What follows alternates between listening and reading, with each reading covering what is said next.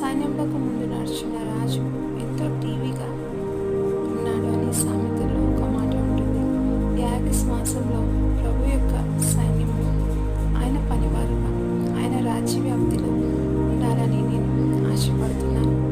మరి అటు ఆశ కల వారిని ప్రభు వాడుకోవాలని I wish and pray this moment that the Lord should use all such people in establishing His kingdom on this earth.